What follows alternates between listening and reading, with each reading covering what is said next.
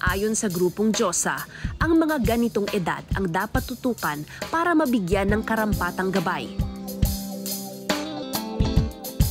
Kung tutuusin kasi, bata pa ang mga transnening ito. Naiintindihan na ba talaga nila ang gusto nila at ang mga posibleng kahinatnan ng hormone treatment? Paano po yun? Kasi di ba parang isang sinasabi madalas ay hindi kaya confused pa kasi bata pa talaga kung iisipin mo, especially 11-year-old. Kasama yan, ma'am, kailangan kina-counsel mo sila.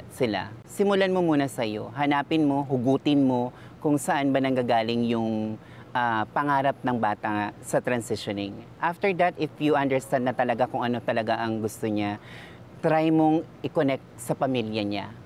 Mahal ang gamot at konsultasyon sa doktor, kaya tinutulungan sila ng grupong Diyosa.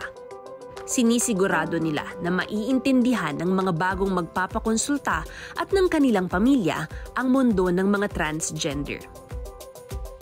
Kailangan din daw na mas maging metikuloso sa pagbili ng gamot ngayong nauuso ang online selling ng hormone pills at injectables. Nauso yung mga online selling, ganun. So yung access to hormones, andyan na rin. So ang magiging question na lang is, tama ba tong hormones na to? Ano yung mga nag-try ng mag-hormones, they got it from TikTok or kung ano yung mga pinapanood nilang blog, no? So what I give them as an advice is they have to be meticulous on trying to discern kung yung nagbibigay ba ng advice on the use of hormones are just trying to sell the product. Mahalaga rin daw na magpatingin sa doktor.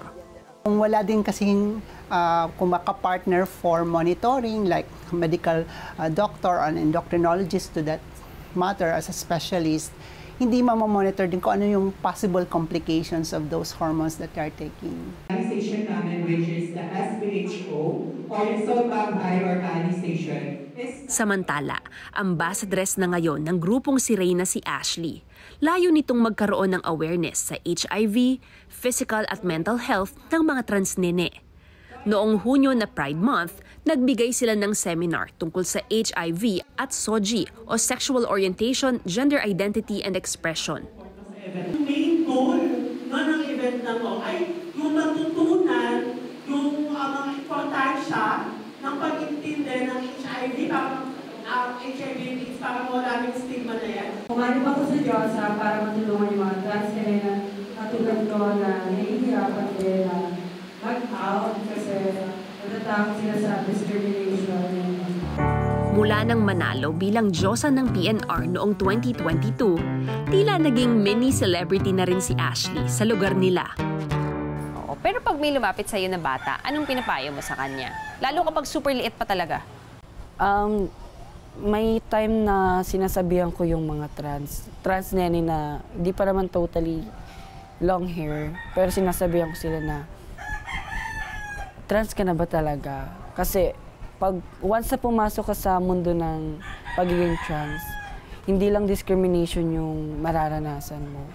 Parang sinasabihan ko sila na hindi lang isang zigzag yung dadaanan mo, parang may lubak, may dadaanan kang sunog, ganun yung mararanasan mo pag tumungtong ka sa point na nagte-transition ka, ganun. Samantala, ang mga kapwa transnene ni Ashley, nakakwentuhan ko ulit sa entablado kung saan sila rumampa noon. Grabe guys, 2 years ko kayong hindi nakita. Kamusta na kayo?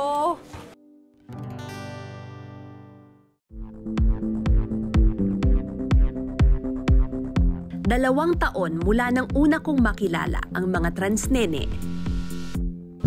Nagulat ako dahil ang laki ng itinangkad nilang lahat. Itong teenage years kasi karaniwan ang growth spurt o biglang paglaki ng mga biological male. Grabe guys, 2 years ko kayong hindi nakita. Kamusta na kayo? Okay lang po.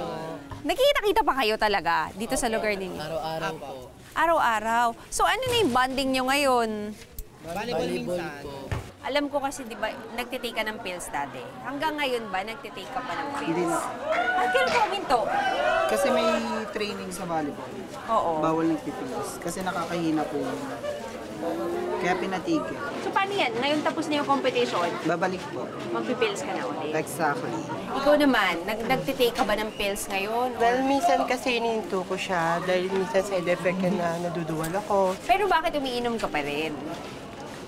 Wala lang kasi 'di ba kapag alam mo kasi parang nahagad so yung hormones kasi nagdadagdag siyang blooming sa amin. Ngayon daw, mas ramdam nilang tanggap na sila ng lipunan. Kasi mas napipili ko na mas open kami at nagiging hindi na pala kami ganito sa paningin ng ibang mga tao.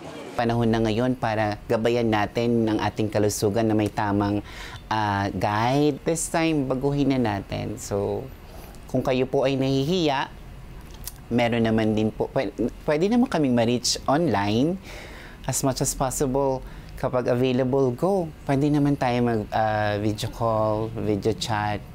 Pero mas perfect kapag nag-uusap, di ba, harapan. Mas naiintindihan mo, mas mayayakap mo pa sila.